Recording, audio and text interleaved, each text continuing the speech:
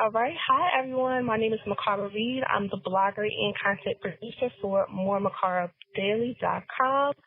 I have the wonderful designer that just won the Charleston Fashion Week of 2018, Tygerian Lace.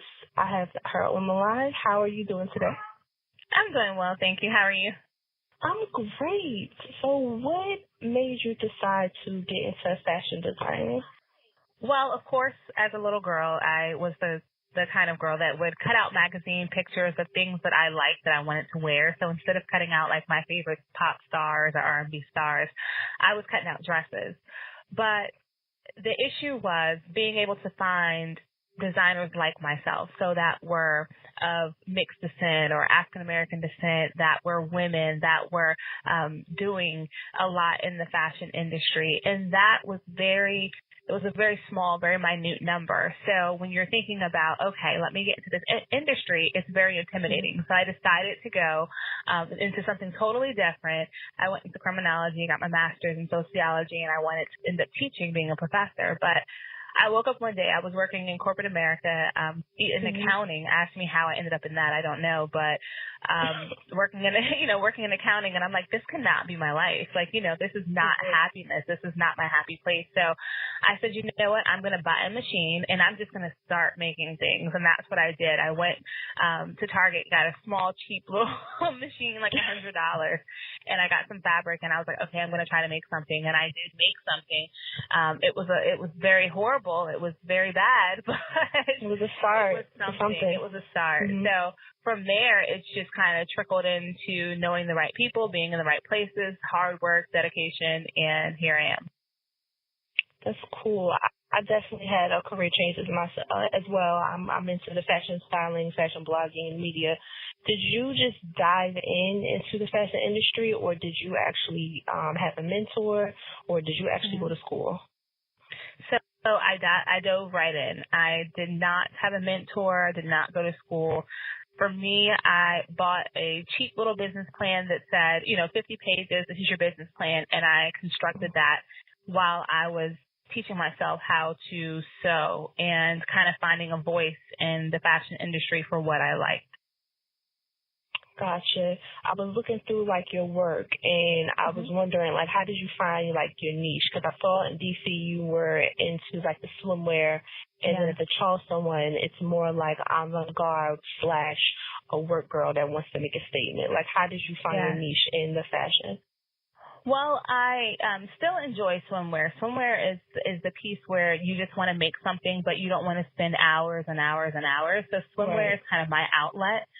For me, the brand is more so about giving the modern woman a complete wardrobe. So, we go out and we want to look nice, but we have little time in between work to going out to get glam. So what you see at Charleston are pieces that are definitely wearable to work. You throw in a pair of black slacks, one of the jackets, and, bodysuits, and you're good to go.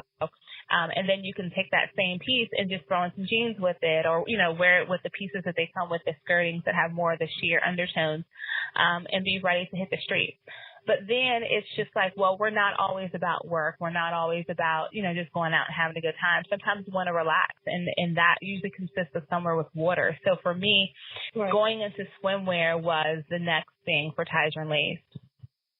Okay, that's very, very smart, one extreme to the other, because every girl is definitely different. Yes. And how did you get into Charleston, South Carolina? Because everyone, as soon as they think of fashion, they just think automatically New York, London, Milan. Overseas. Yeah. Mm-hmm. Correct. Well, for me, it was getting into I like to compete. I'm a very competitive person. And for me, because I am self-taught, making sure that I am growing is a big piece. So with that, I like to go into competitions. And when you're looking at the competition world, when you're looking at the who's who, when you're thinking about content and quality, Charleston is very much about that. So the actual person that facilitates, does the judging that you're able to speak to are a lot of the who's who. So Fern from New York Fashion Week, the founder of New York Fashion Week, she's there. She's a big presence, and she actually talks to you. It's not just about, oh, there she is, and you're waving from afar. You're sitting down, you're having a conversation. It's a smaller market, so she's able to maneuver through, which is definitely Right. great. Definitely. And then the market in Charleston, South Carolina is amazing. When you're thinking about qualities, a lot of the high-end boutiques are there. So Cynthia Raleigh is there, Prada's there, Burberry. Like, it's a lot of brands that are in Charleston on that Queen Street. And being able to be in the vicinity of those people that are actually the buying and the buyers of that market was something that I wanted to kind of get a grasp on. So I'm excited that I won this year, and I can't wait to come back next year for it. Definitely congrats. Thank you. And what's next? Do you think that you're going to go to New York Fashion Week, or are you going to stay in the Charleston market?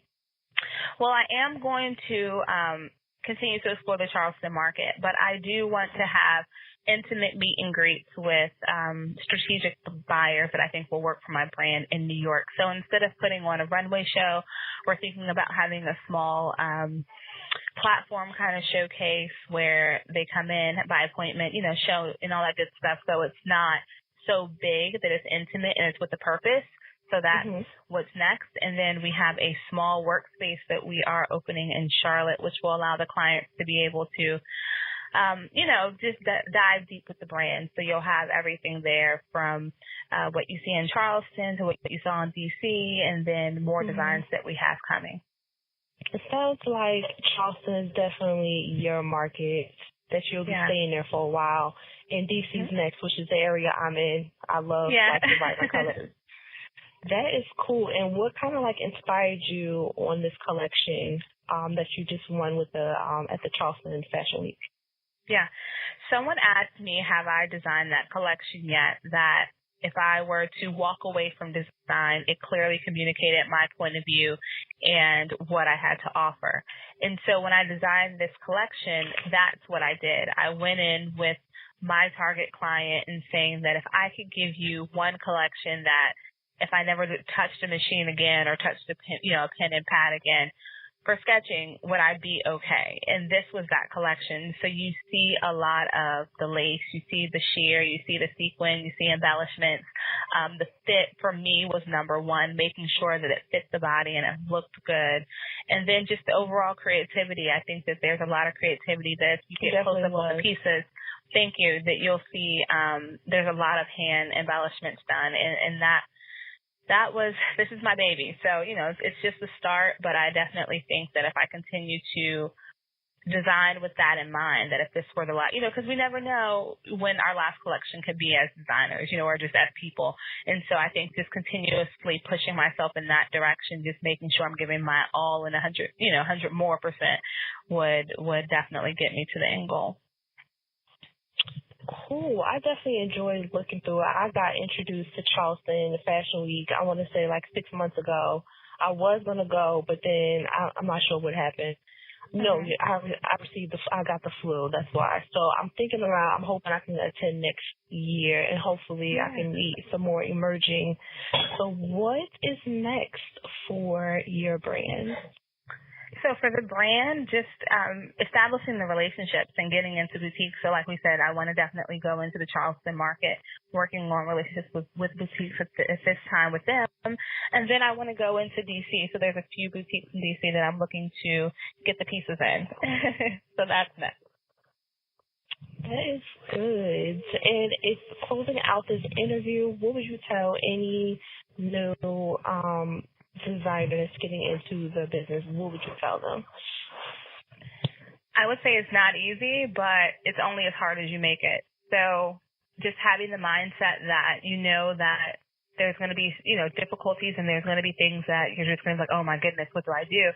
There's always a solution. There's always someone who can help. And if you just continue to believe in yourself, that your wishes as a designer, no matter if it's to have a big design house or to do more custom pieces, it's going to come to fruition. Yes. And if you can tell your younger self anything now, back then, what would you tell your younger self if you knew you were going to be a designer today? Yeah.